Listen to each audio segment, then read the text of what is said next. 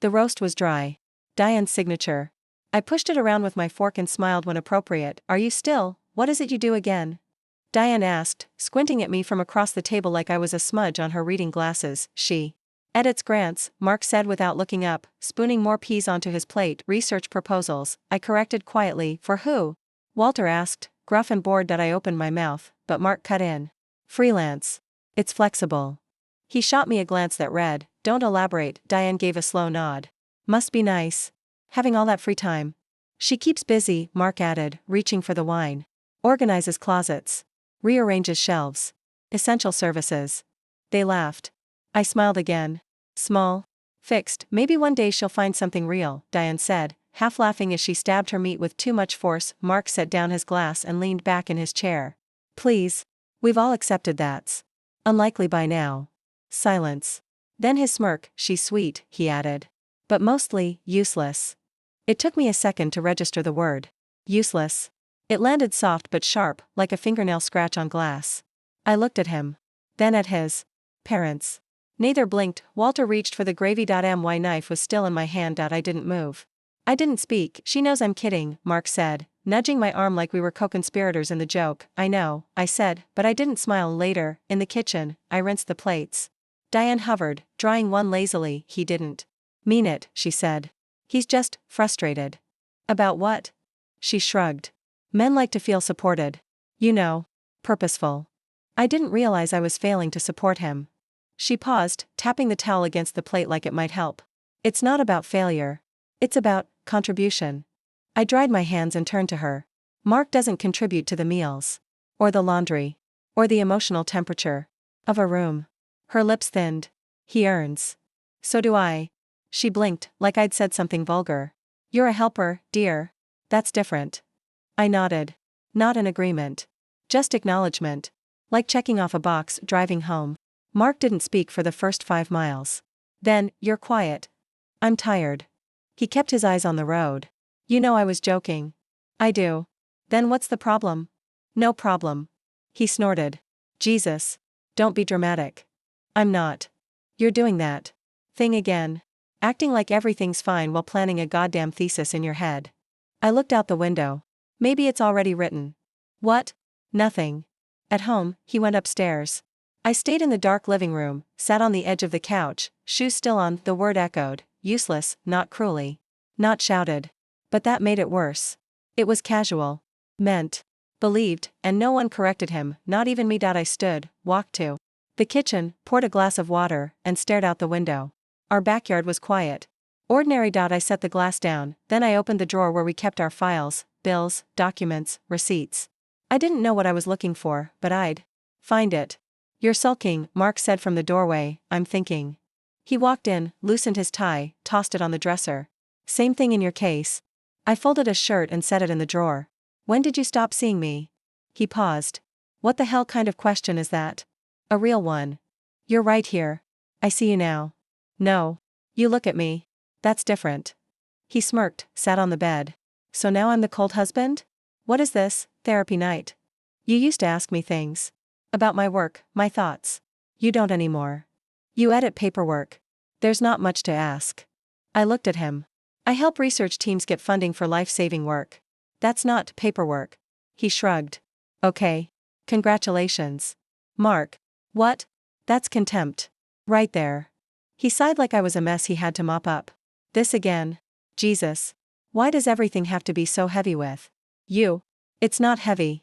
It's quiet. That's worse. He stood, moved past me. You know what's exhausting? Coming home and feeling like I'm in a courtroom. I turned. Then stop giving me evidence. He laughed, short, empty. You always twist things. That's your thing. No. My thing was loyalty. Support. Silence. That's what you liked. Liked, he repeated. You act like we're post-mortem. Are we not? He froze. Are you threatening me with divorce? I'm observing, I said calmly. That's different. At dinner the next night, we sat across from each other. Steak, asparagus, wine. A perfect scene. An empty one. You remember the house in Maine? I asked. He nodded, chewing. What? About it? You said we'd retire there. You talked about fixing the dock. I was drunk. It was a fantasy. I cut into the steak. It wasn't to me. You still think everything said in bed means something? I used to. He poured more wine. God, you really are in a phase. A phase? Yeah. Midlife spiral. Discontent. Cataloging my sins. I'm not cataloging. I'm auditing. He raised a brow. You practicing for court again? No. Just noticing what adds up and what doesn't. 2 days later, he came home late. I was on the couch, reading. You still mad? No, he sat beside me. Then what is this vibe? Stillness. He snorted. You're dramatic. No. You're just used to me absorbing everything and calling it peace. He stared. At me. You always talk like you're writing a script. Maybe because I've been living one. Is that so? He leaned forward. Then rewrite the ending. Say what you want. I want honesty. Presence. Not performance. He leaned back. You want a fairy tale? No. I want a partner. The next morning, I made coffee. He stood behind me. You're pulling away. I'm waking up. He touched my shoulder.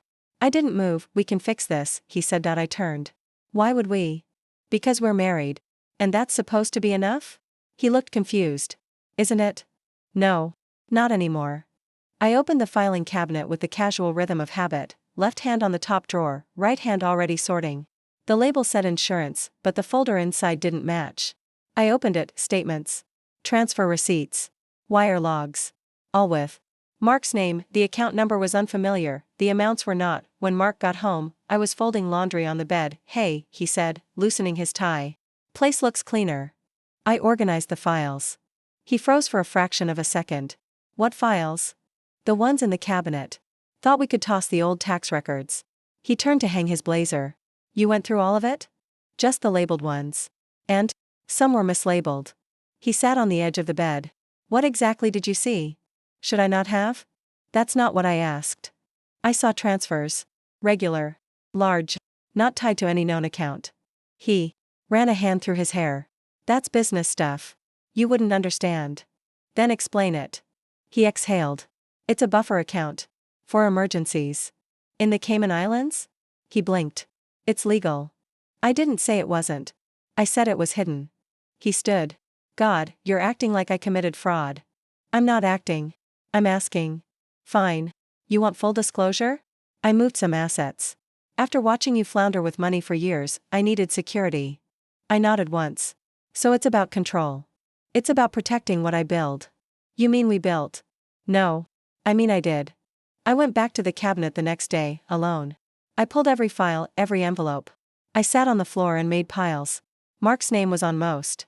My name appeared only on tax forms. A single folder labeled contractors had a post-it inside, consultancy, Q4 retainer. There was no contractor. Just monthly transfers, $6,500 each, to the offshore account. That night, he poured 2 glasses of wine. Peace offering, he said. I took it. For what? For earlier. You said I flounder with money. He winced. Bad choice of words. No. It was honest. You meant it. I meant I carry the load. I sipped the wine. And you hide parts of it, too. It's protection. From me? He looked at me. From exposure. To what? He said nothing. I met his eyes. What's in that account? Security. For what? In case things fall apart. I set the glass down. So you plan for the end. Quietly. While I ironed your shirts. He stood. I don't need permission to manage my finances. You do when they're tied to mine. They're not. Not anymore, apparently. He walked toward the hallway. You're twisting this. I'm untangling it. He turned back. What do you want me to say? Zetulit. He stared at me. Fine. I lied. Why? Because I knew you'd make this harder than it had to be. I nodded once, then I picked up the folder from the table, handed it to him. I've made copies. He didn't take it. I laid it on the counter. I don't know how he does it, Nicole laughed, swirling her wine. Every room he walks into, people just orbit. I nodded. He's good at gravity. Mark stood across the gallery, laughing with 2 venture partners and the mayor's assistant. His hand brushed a shoulder. A nod. A well-timed compliment. Nicole leaned in. He's magnetic. He's methodical. She raised a brow. That sounded loaded. It's not. At home, I opened my journal. Gala, Westwood Foundation, 8:15 p.m. Mayor's aide, Carly McKee. Mark told her he donated $20K. Confirm later. He didn't mention the offshore account. He never does. Saturday morning, Mark stood at the kitchen island, typing, pitch deck for Leclerc, he said without looking up. Need the wow factor. Thought you closed that deal last month. He looked up, smiling thin. It's ongoing. Interesting. You told Diane it was finalized. Did I? You did. He shrugged. Slip of the tongue. Journal entry, April 6th. Told Diane deal was finalized. Told me it's ongoing. 2 narratives. 1 audience each. Are you coming to the board dinner next Friday? He asked later, if you need me there. He smiled. Of course I do. You're part of the brand. The brand? He poured wine. Power couple. Steady image. Makes people comfortable. So I'm set dressing. Don't be dramatic. I opened the cabinet for plates. I'm documenting. He laughed. What's that mean? Means I listen better than I used to. Journal entry, April 9th. Board dinner, April 14th. Attendees, Ron Silva, First Vest, Elena March, Private Donor, and Leclerc Rep. Crosscheck Mark's pitch timeline. That night, I checked his laptop when he showered. He never changed his password. Ego always wins over paranoia. There was a folder, archive. Inside, 6 signed PDFs labeled Consultancy Agreement. 1 every quarter. Same shell firm. Same wire pattern. At breakfast, he buttered toast with the charm of a priest. You should wear the green dress next Friday. You killin' that. I'll think about it. He looked up. Everything okay? Just observing. Observing what? You. Later, he took a call in the study. I stood just outside. Yes, I got the wire. No, she doesn't know anything. Pause. She thinks it's just savings. She won't dig. Another pause. I've got her wrapped, trust me. He opened the door fast. I didn't flinch. He blinked. Eavesdropping? Passing by. He smiled, too slow. You look suspicious. You look caught. Journal entry, April 10th. Phone call, 3:22 p.m. confirmed her equals me. She won't dig. Incorrect. At the board dinner, Mark charmed the table like a magician. He laughed at the right volume. Touched my hand when they looked. Told the story. About our honeymoon like it still meant something. You're lucky, Elena said as we walked to valet. I'm careful, I replied. Mark squeezed my waist, the pressure just a shade too firm. Emily opened the cafe door herself, no assistant, no phone in hand. Just a sharp navy blazer and the same steady eyes. I remembered. You look the same, she said, sliding into the booth. You don't. That's because I left my apology phase behind. I gave a half smile. I think I'm still in mine. You ready to get out? I slid a manila envelope across the table. I brought copies. She opened it. Scanned. Offshore. Cayman. Dummy contractor. I nodded. Does he know you know? Yes. Does he think you'll do anything with it? No, she smirked. Then we're in perfect shape. Before we go further, I said, I need to be clear. I'm not trying to destroy him. Emily looked up. Why not? I want the truth exposed. Not blood. Truth is blood, depending on who's holding the knife. I don't want to become like him. You won't, she said. You're asking for help. She flipped through the paperwork again, lips moving slightly. You've documented this well. Dates, call logs, transfer IDs. Clean. I started 6 weeks ago. What made you start? He called me useless. In front of his parents. Emily raised an eyebrow. That's what broke you? No. That's what confirmed I was already gone. She nodded slowly. You want out? I want leverage. Then out. She closed the folder, slid it back. Here's what we do. First, I audit these contracts through a forensic accountant. Quietly. Then I file preliminary discovery through a friendly firm, not mine, so it doesn't ping his radar. And if he gets wind? He won't. You've already won the first move by saying nothing. I watched her. Do you ever lose cases? I don't take cases I'll lose. She stirred her coffee, eyes sharp. He ever hit you? No. Threaten? No. Financial control? I paused. He built a life where I didn't have to ask questions. That's a yes. She leaned in. He's not going to. Go quietly. Men like him don't surrender. They perform. I know. He'll charm, then threaten, then cry. I know. You ready for that? I am. She sat back. Good. Then we're not just talking. We're moving. I took a breath. Emily. Thank you. She waved it off. Don't thank me yet. I mean, for still being here. Her voice softened. You left because he asked you to. I left because I let him ask. Well, she said, standing, now let's ask him for something. You're different, Mark said, not looking up from his tablet. I know. He set it down. I don't mean that in a good way. I didn't assume you did. He studied me across the kitchen. Is there someone else? No, you. Hesitated. I blinked. He stood. If there's someone else, I'd rather know now. There isn't. He crossed his arms. Then what is this mood? It's not a mood. You're detached. No, I said, rinsing my glass. I'm focused. On what?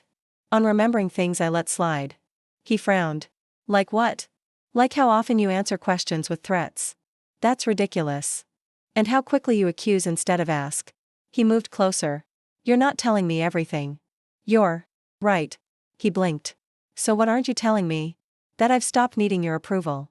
Later that night, he stood in the doorway of the bedroom. I don't know how to be with someone who won't let me in. I folded my scarf. You liked me better when I didn't need anything. I liked you better when you trusted me.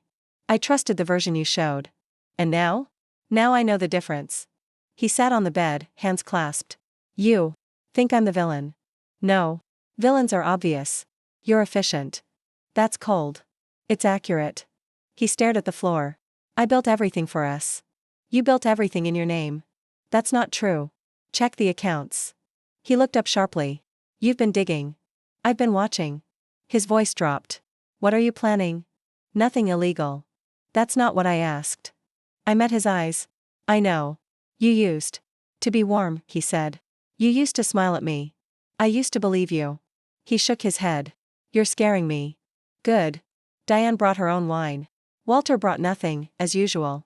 Mark brought charm, thinly lacquered. I set the table with linen napkins in silence. This roast is actually edible, Diane said, slicing into her plate. High praise, I replied. Walter grunted. Mark, you're lucky she hasn't burned the place down. Mark chuckled. She's learning. Slowly. I kept my eyes on my plate. Emily's words echoed, not safe. Not even. Just free. Dessert came, store-bought tiramisu, plated with care. Mark leaned back. Remember when she tried to make creme brulee? He looked at Walter. Used a lighter. Burned her thumb. Nearly cried. Walter snorted. Diane smirked. Mark went on. She stood there like a lost intern, asking what caramelized meant. I set my fork down. That's not how it happened. He blinked. It's a joke. I know. I stood. But this isn't. I walked to the sideboard and picked up the folder. The same one I hadn't let go of in weeks. What's this? Diane asked, frowning. Truth, I said. I laid it at the head of the table, between Mark and his wine glass. Mark didn't touch it. What are you doing? I opened the flap. Bank records. Wire transfers. A consultancy that doesn't exist. An offshore account in the Caymans. Diane's fork dropped. Walter shifted in his chair. What is she talking about? Mark's jaw tightened. She's confused. No, I said calmly. I'm precise. I slid a page toward Diane. Your son's been siphoning funds through a shell company. Consistently. 3 years now. Diane's face drained. Mark? He didn't answer. Walter stared at him. Is this true? It's complicated, Mark said. No, I cut in. It's intentional. Mark stood. You're airing this here? Now? You chose the table, I said. I brought the bill. Diane pushed her chair back. We raised you better than this. Mark laughed bitterly. You raised me to win. And now you're shocked? She stood, shaking. Lying isn't winning. Walter looked at me. Why are you telling us this? Because he called me useless, I said. And you laughed. Mark stepped forward. You want to destroy me? I want to be heard. You'll ruin my reputation. You did that yourself. Diane turned to him. Mark, is this criminal? He ran a hand through his hair. No, not technically. Then why hide it? He didn't answer. Walter stared him down. You're a goddamn fool. Mark pointed at me. You planned this. I nodded. Yes. You. Manipulative, careful, I said. His hand dropped. What do you want? I already have it. No one touched dessert. Diane left first. No hug. No word. Walter followed, shaking his head. Mark stood alone in the doorway.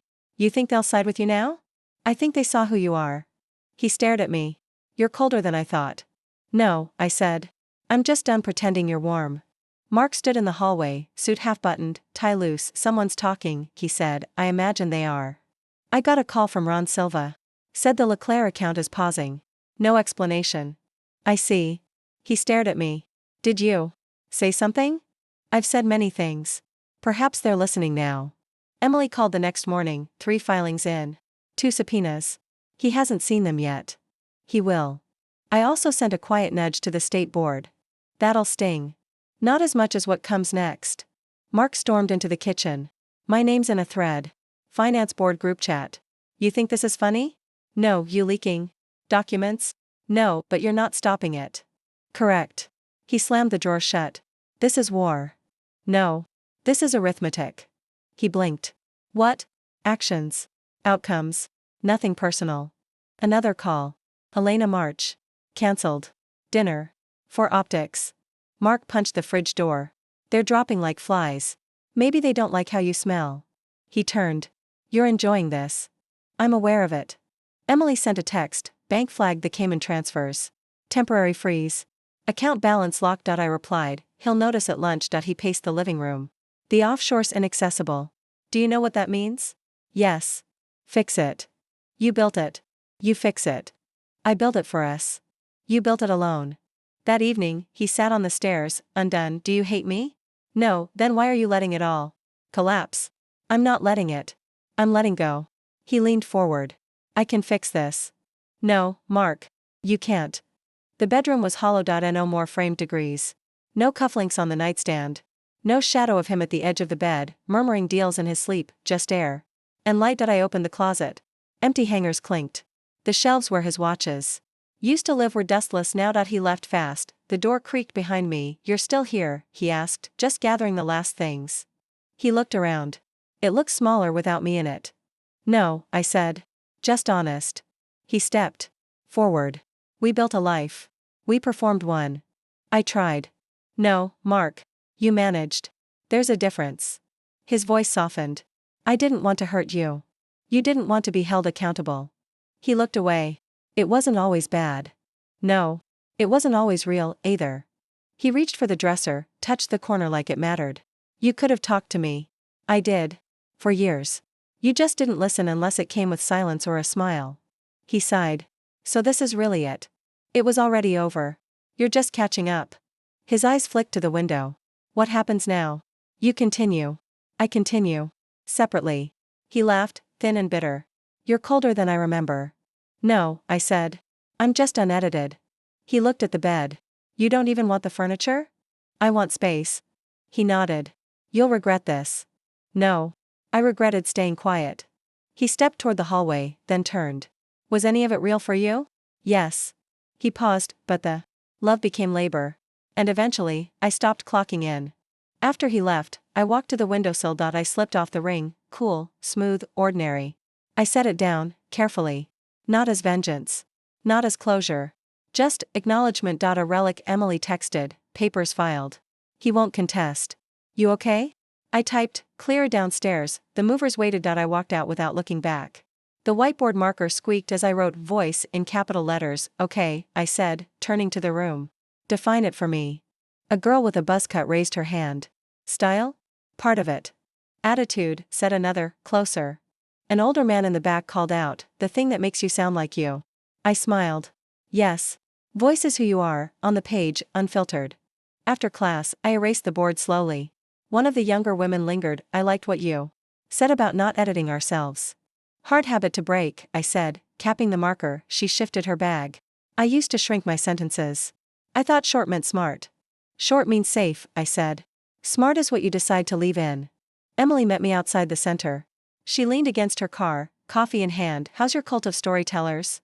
Uprising in progress. She handed me the coffee. You look lighter. Because I am. She smirked. You're dangerous now. I know. We sat on a bench by the sidewalk, autumn light cutting sharp lines across the pavement. LeClaire settled, she said. He took a plea on the misreporting charge. No jail, just fines. And 3 clients gone. License suspended. I sipped the coffee. He'll reinvent himself. He'll try. And I won't be there to see it. She looked over. Any part of you miss him? No, I said. But I remember him. That's different. She nodded. You still writing in that black notebook? I tapped my bag.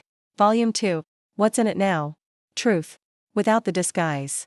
She smiled. Still strategic. Still deliberate. Later that afternoon, I stood in front of my own mirror for the first time in years. Not his. Not ours. Just mine. I touched my jawline. New tension.